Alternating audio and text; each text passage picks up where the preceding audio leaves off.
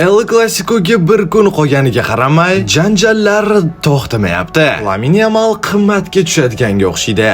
Hoziroq like bosib obuna bo'lib qo'ying, nima haqida gap ketayotganini tushuntirib beraman. 26-oktyabr Toshkent vaqti bilan 20:15 da butun dunyo ikkiga bo'linib, yarmi Realga, yarmi esa Barsaga muxlislik qilishadi. Va kecha Yamalning so'zlaridan keyin Madrid o'yinchilari juda ham g'azablanib ketishdi va shaxsan jamoa sardori Carvajal o'yin paytida Lamine bilan gaplashib olmoqchi. Bu holat qanday yakunlanishi noma'lum, ammo bitta narsani bilamizki, na birinchisi na ikkinchisi oson taslim bo'lishmaydi. Siz esa bu jangni jonli efirda yaxshi sifatda ko'rishni istasangiz, hoziroq profilimizdagi Telegram kanalga obuna bo'lib qo'ying. Nimaga hoziroq? Chunki ertaga bu havolani olib tashlayman. Shuning uchun darhol kirib qo'ymaydigan bo'lsangiz, keyin ulgurmay qolasiz. Sizningcha ertaga qaysi jamoa g'alaba qozonadi?